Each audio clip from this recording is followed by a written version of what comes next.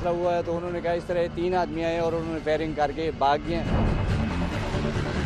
जैसे ये फायरिंग की आवाज़ सुनी है उसने वहीं पे अपने आप को जो है वो बंद कर लिया है। जिस वक्त ये लोग भाग गए हैं उसके बाद वो वहाँ से निकला। मर्दों की लड़ाई का खमियाजा हमेशा खवातीन को भुगतना पड़ता है। कोई भी काम जो एक मर्द और खातून मिलकर करें, उसकी तमाम तर नाकामियों की जिम्मेदारी खातून के सर चली जाती है। लेकिन वो कोई अच्छा काम करे तो उसका सेहरा किसी और के सर बांध दिया जाता है। कोर्ट मैरिज हो या भाग कर शादी करने का वाकया हो, मर्द को तो बेकसूर करार दे दिया जाता है, मगर खातून पर इल्ज़ाम लगाने के लिए सारी दुनिया इकट्ठी हो जाती है। हमें इस बात का ख्याल रखना होगा कि किसी भी मामले में कोई एक फर्द कसूरवार नहीं हो सकता, बल्कि हालात और वाक़यात के अलावा इसमें बहुत सारे लोगों का भी कसूर होता है। इश्क का जादू जब सर चढ़कर बोलता है तो अमीर, गरीब, आला और अदना कुछ नहीं देखता। सिर्फ एक ही मकसद होता है कि किसी तरह शादी हो जाए। घर वाले ना माने तो नौजवान जोड़े को यही रास्ता नजर आता है कि घर से भागकर शादी कर ली जाए। मगर हमारे मुआशरे में पसंद की शादी को इंतहाई मायूब समझा जाता है। जिला दीर से 4 साल कबल घर से भागकर शादी करने वाला जोड़ा भी गुस्सा के हत्थे चढ़ गया। नतीजा क्या निकला, आइए जानते हैं।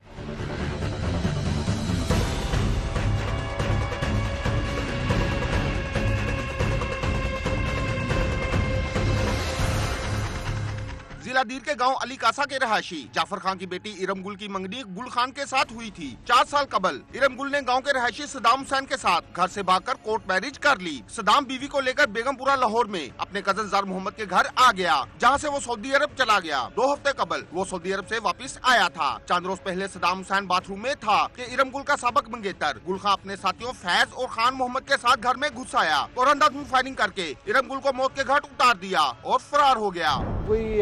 कोई मसला था कि ये जो हमारा कज़न था ना, इसके साथ उसका लव मैरिज सिस्टम हुआ था।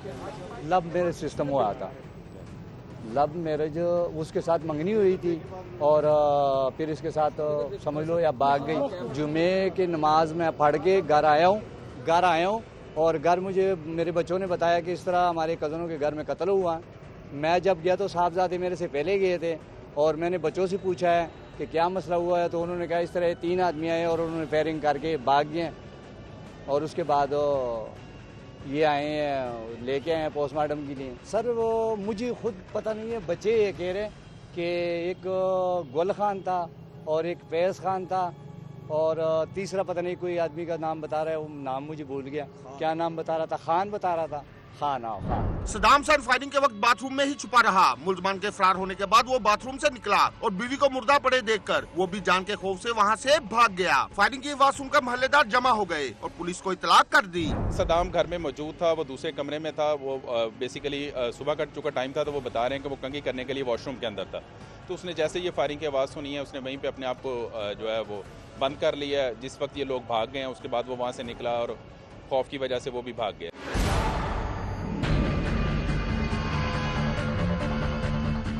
बीवी को तो कत्ल कर दिया गया, मगर शौहर कत्ल होने से साफ बच गया। ये कैसे मुमकिन हुआ, आइए देखते हैं।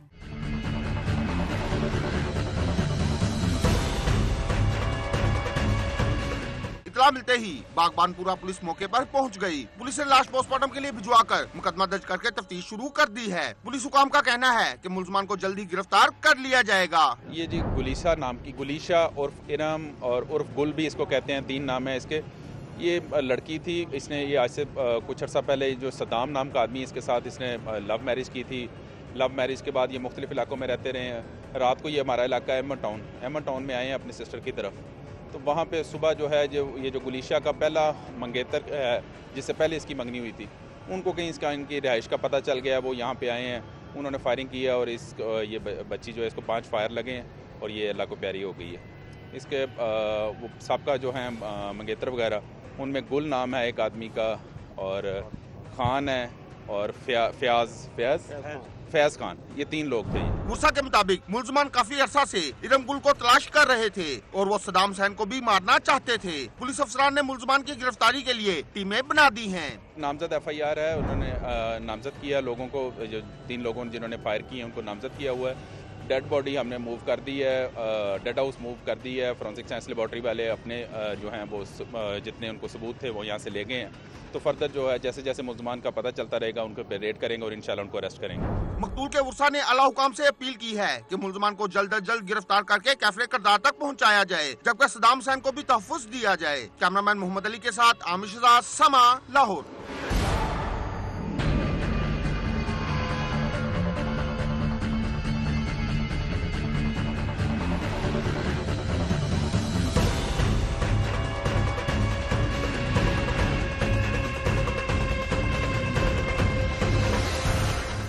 कराची में रवा साल के 40 दिनों के दौरान खुदकुशी के 30 से ज़ायद वाक़यात सामने आए। खुदकुशी करने की अक्सर वजूहात मोहब्बत में नाकामी और वालिदैन की डांट टपट थी। गुज़िश्ता साल में भी कराची में 300 से ज़ायद अफराद ने खुद को ज़िंदगी की क़ैद से आज़ाद कर लिया था।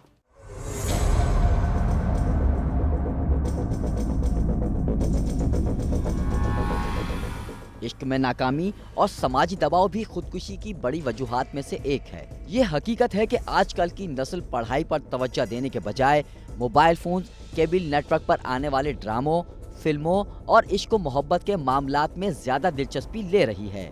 वालिदैन की आमदनी कम हो या ज्यादा, उनकी कोशिश होती है कि उनके बच्चे आला तालीम हासिल करके उनका नाम रोशन करें। लेकिन सूरत हाल उस वक्त तशवीशनाक हो जाती है जब स्कूल, कॉलेज और यूनिवर्सिटी जाने वाले उनके बच्चे पढ़ाई पर तवज्जो देने के बजाय ऐसी सरगर्मियों में हिस्सा लेने लगते हैं जिसके फ़वाइद कम और नुकसानात ज़्यादा होते हैं। यही मामलात हैं जो उन्हें कामयाबी के बजाय नाकामी की तरफ धकेलते हैं, और वही वालिदैन जो कई सालों तक अपने बच्चों की तालीम के अखराजात उठाते हैं, उन्हें शर्मिंदगी, नदामत और अपनी औलाद की मौत जैसा दुख सहना पड़ता है।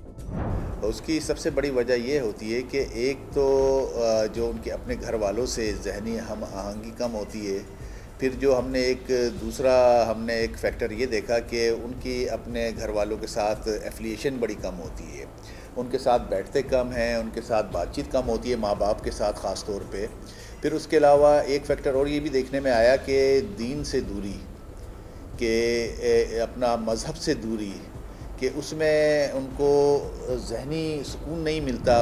पुलिस का कहना है कि उन्हें इत्तलात आती हैं कि मुख्तलिफ इक़साम के कीड़े मकोड़ों को मारने वाली दवाएं खाकर या पीकर लोग खुदकुशी की कोशिश करते हैं। अक्सर कम उम्र नौजवान लड़के लड़कियां दोस्ती करते और फिर मोहब्बत जैसा रोग लगा लेते हैं, जिसमें साथ जीने और मरने की कस्में खाई जाती हैं। हालात उस वक्त बदलते हैं जब उन्हें इश्क में नाकामी का सामना करना पड़ जाता है। नाकामी के आसार देखते ही लड़कियां या लड़के डिप्रेशन का शिकार हो जाते हैं, जिससे बाहर निकलना उनके बस में नहीं होता, और फिर वो मौत को गले लगाने के लिए खुदकुशी जैसे इंतहाई कदम को उठाने से भी गुरेज नहीं करते। किसी भी टीनेज को या अंडर एज को कोई प्रॉब्लम या कोई सोशल मीडिया की वजह से कोई दिक्कत पेश आती है तो वो अपने माँ बाप से, अपने जो बहन भाई जो बड़े हैं उनसे मशवरा करे ताकि उसको कोई वे आउट मिल सके। क्योंकि अक्सर जज्बातियत में कुछ ऐसी हरकतें हो जाती हैं कि जिस तरीके से हमने बाज़ औक़ात देखा है कि कोई फ़ोटोज़ वगैरह उनके गैर मुनासिब तौर पर इस्तेमाल होते हैं, या वो कोई उनकी ऐसी एफिलिएशन हो जाती है, ऐसी बातचीत हो जाती है किसी से, तो वो उसके राज के अफशा होने की वजह से वो ख़ुदकशी पे मजबूर हो जाते हैं।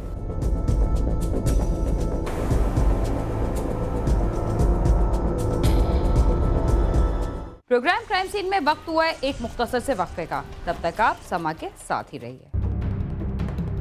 वालिदैन ने सख्ती से उनको मना किया, गुस्से में आके वो उन्होंने खुदकुशी कर ली, उसको ब्लैकमेल किया, या किसी बात पे वो जज्बातियत में आ गई या आ गया बच्चा और उसने ये कदम उठा लिया।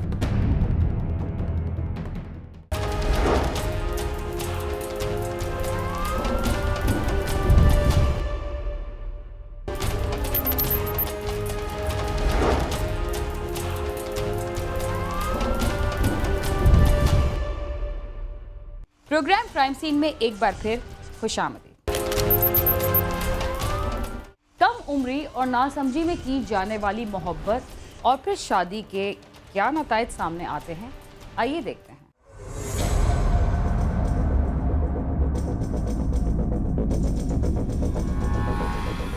एक माहिर नफ्सियात का कहना है कि इश्क और इम्तिहानात में नाकामी, वालिदैन की डांट डपट, खराब घरेलू हालात, फिल्में, मोबाइल फोन्स और ब्लैकमेलिंग जैसे अवामिल तालिब इल्मों को खुदकुशी जैसे इकदाम उठाने पर मजबूर कर रहे हैं। पुलिस का कहना है कि ऐसे केसेस भी मौजूद हैं जिसमें लड़कियों को ब्लैकमेल किया जाता था। कम उम्री में खुदकुशी का एक दिलखराश वाकया गुज़श्ता बरस कराची के इलाके सोल्जर बाजार के एक स्कूल में पेश आया, जहां मैट्रिक के तालिब इल्म ने साथी तालिबा को गोली मारकर खुदकुशी कर ली थी। बाज़ औक़ात वालिदैन अपने बच्चों को इंतहाई सख्त तरीके, हार्श वे में जाके उनको समझाते हैं, उनको तलकीन करते हैं या उनको मारपीट करते हैं। तो ये चूँकि एक जज्बातियत की उम्र होती है तो लोग उसमें एक इंतहाई कदम ये उठा लेते हैं अपनी ज़िंदगी ख़त्म करने का।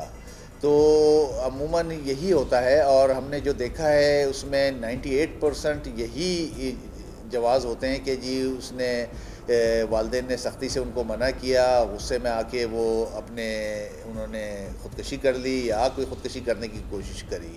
2015 के दौरान सूबा सिंध में 1200 से जायद खुदकुशी और इक़दाम खुदकुशी के वाक़यात रिपोर्ट हुए और पंजाब भर में 2458 से जायद मर्द और ख़वातीन ने मौत को गले लगाया। पुलिस के मुताबिक खुदकुशी और इक़दाम खुदकुशी के मुतादिद वाक़यात रिपोर्ट नहीं हुए या फिर बदनामी के डर और बाज़ दीगर वजूहात की बिना पर ये वाक़यात मंजर आम पर नहीं लाए जाते। पुलिस हुक्काम का कहना है कि अक्सर वालिदैन की डांट डपट और मारपीट की वजह से औलाद ये इंतहाई कदम उठाती है और खुदकुशी समेत दीगर जराइम में ख़वातीन की मौत की वजह बनती है। क्योंकि अभी तक हमने जहाँ भी हम जाते हैं अस्पताल में या उनके वालिदैन से जो हम उनसे इंटरेक्शन होता है या उनसे बातचीत होती है तो यही पता चलता है कि जी ये किसी ने उसको ब्लैकमेल किया या किसी बात पे वो जज्बातियत में आ गई या आ गया बच्चा और उसने ये कदम उठा लिया। हुकूमत पाकिस्तान ने 2000 में मेंटल हेल्थ ऑर्डिनेंस जारी किया था, लेकिन आज तक इस ऑर्डिनेंस को सही मायनों में नाफिज ही नहीं किया गया। कैमरामैन इरफान तरमीजी के साथ खुर्रम गुलजार, समा, कराची।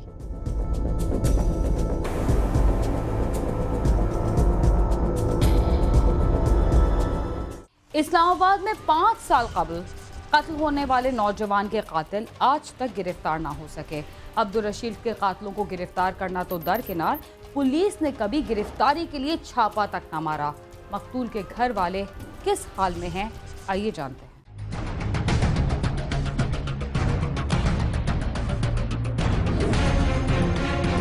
5 साल कबल कत्ल होने वाला अब्दुल रशीद थाना कोराल के इलाके में ठेकेदारी का काम करता था। उसके खालाजाद मोहम्मद सलीम ने अब्दुल रशीद को कारोबारी शराकत दारी के लिए कहा और 1.5 लाख रुपए का मुतालबा किया।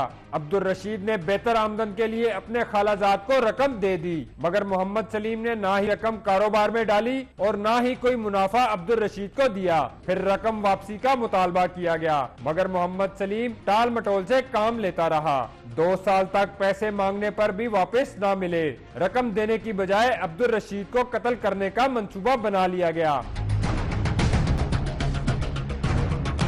मोहम्मद सलीम और मोहम्मद इकराम ने एक रात अब्दुल रशीद को कॉल की और पैसे देने के लिए बुला लिया, जिस पर अब्दुल रशीद ने रात को आने से इनकार किया तो सुबह का टाइम तय हो गया। मुलजिम मोहम्मद सलीम और इकराम ने किराए पर गाड़ी हासिल की, तरामड़ी चौक आए और मकतूल को बुला लिया। उसके आने पर उसको गाड़ी में बिठाकर थाना चौंतरा के एक इलाके में ले गए, जहाँ मुलजमान ने उसे सर और सीने में गोलियां मारकर कत्ल कर दिया और लाश को जंगल में फेंक दिया। सुबह का प्रोग्राम इकराम और सलीम दोनों ने आपस में जो ना वो प्लान बना के तरामड़ी चौक से इनने गाड़ी रेंट पे लेके तरामड़ी चौक आ गए और यहाँ से इनने जना मेरे भाई को गाड़ी में बिठा के फ़ोन सलीम ने किया था घर से। तकरीबन सुबह 10 बजे का टाइम था और हफ्ते वाला दिन था। भाई को गाड़ी में बिठा के तो उनको चौंतरे वाले साइड पे उनको ले गए और तकरीबन 1:30 बजे का टाइम था कि उनका कोई मालिक था, वो उनको बता रहे थे कि यार मैं उनको फ़ोन कर रहा था। हमें फिर बाद में बताया कि हम उनको फ़ोन कर रहे थे रशीद का।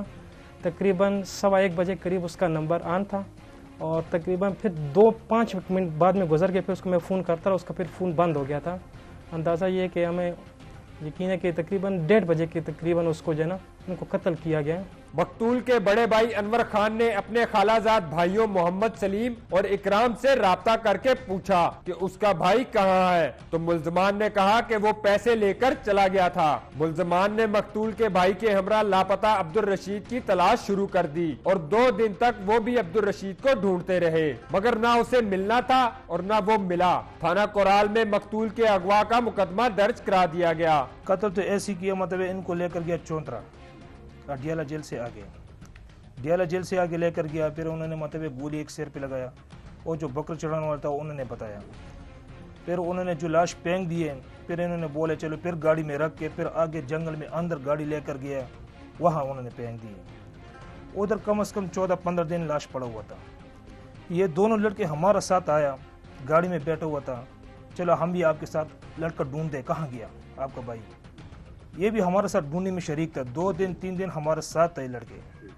जब बाद में हमने धमकी दिया, भाई आपने फोन किया, आपने बुलाया, किधर है हमारा भाई, फिर इन्होंने उस वक्त फोन बंद किया, यह गैब हो गया।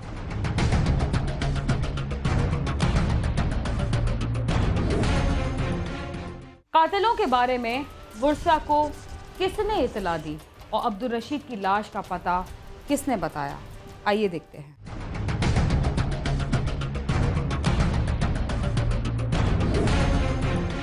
मुल्जमान 2 रोज तक वर्षा के साथ मिलकर तलाश करने के बाद अचानक रूपोश हो गए और इकराम ने अपने कजन कामरान को फोन करके बताया कि उन्होंने अब्दुल रशीद को कत्ल करने के बाद लाश थाना चौंतरा के इलाके में एक जंगल में फेंक दी है। कामरान के बाप बाचा खान ने वर्षा को 11 दिन बाद ये बात बताई। तब तक मकतूल की लाश मसक हो चुकी थी। लाश इस कदर ख़राब हो चुकी थी कि जिस्म का सिर्फ एक हड्डी मिली है, कपड़े दूसरे जगह में थे, जूते दूसरी जगह में, मगर लाश हमें नहीं मिली।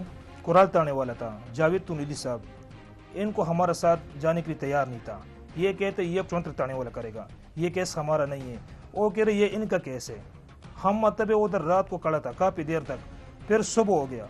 सुबह जो हम चले गए उनके पास, फिर वो भी तैयार नहीं था, ये भी तैयार नहीं था। फिर हमने बड़ा ज़बरदस्ती इन पे जोर डालकर फिर कुराल ताने वाले ने मान लिए। ये हमारा जो है ना बस अफसोस है जी। बस थाना कोराल के तफ्तीशी को इसकी इतला दे दी गई और मुकदमा में कत्ल की दिफात शामिल कर ली गई। थाना कोराल की पुलिस ने मुल्जमान के भाई शेर नईम को गिरफ्तार किया, जिसे बाद में बेगुनाह होने पर छोड़ दिया गया। 5 साल गुजरने के बाद पुलिस एक गिरफ्तारी से आगे न बढ़ सकी। नौजवान मकतूल की वालदा के दिल में बेटे की जुदाई का गम आज भी उसी तरह ताज़ा है। वो कहती हैं कि उनका बेटा तमाम बहन भाइयों से इंतहाई मोहब्बत करता था, मिलनसार था और सबकी मदद करना उसका शौक था। सबके साथ सलूक बहुत अच्छा थे, बहुत अच्छा सियाना मेरे बेटा थे। सब मेरे साथ भी बहुत प्यार करती थी, भाई के साथ पे, छोटे छोटे बच्चों के साथ पे, बहुत अच्छा। मकतूल के वालिदैन का कहना है कि 5 साल गुजर गए मगर पुलिस की बेहिसी की वजह से अब तक उन्हें इंसाफ नहीं मिला। इसलिए वो हुक्काम बाला से अपील करते हैं कि इस वाक़े का नोटिस लेकर इंसाफ के तकाजों को पूरा किया जाए और मुल्जमान को कानून के कटहरे में लाया जाए। हुकूमत कोशिश नहीं कर रही, काफी दिन हो गए हैं मैं उनके पीछे जाता हूँ। लोग मुझे बताते हैं कि वो कातिल कभी स्वात और कभी काटलांग जाते हैं। मैं उनके पीछे जाता हूँ। ये कभी पिंडी होते हैं और कभी मर्दान जाते हैं। इन कातिलों को जल्द से जल्द गिरफ्तार किया जाए। बस चौधरी निसार के अवाम को इंसाफ चाहिए, कातिल की गिरफ्तारी, बस ये हमारा अरमान। हुकूमत हमारे साथ क्या किया, कौन से इंसाफ हमें दिए। जब इलेक्शन का दिन आ जाते हैं ये हमारे पीछे आ जाते हैं, टांगों में पड़ जाते हैं, वोट दे दो, गली गली फिर जाती है। जब हमारा इंसाफ का दिन आ जाते हैं फिर ये हमें पूछने नहीं है। जुराइम की शरह में इजाफे की एक वजह यह भी है कि पुलिस मुजरिमाना बेहिसी का मुजाहरा करती है, जिसकी वजह से मुजरिम सरेआम दंदनाते फिरते हैं, या फिर खुद जराइम करते हैं या उसको मजबूर कर देते हैं, जिनको हमारा मुआशरा इंसाफ फराहम नहीं करता। कैमरामैन फरहान शाहिद के साथ नईम जंजुआ, समा, इस्लामाबाद।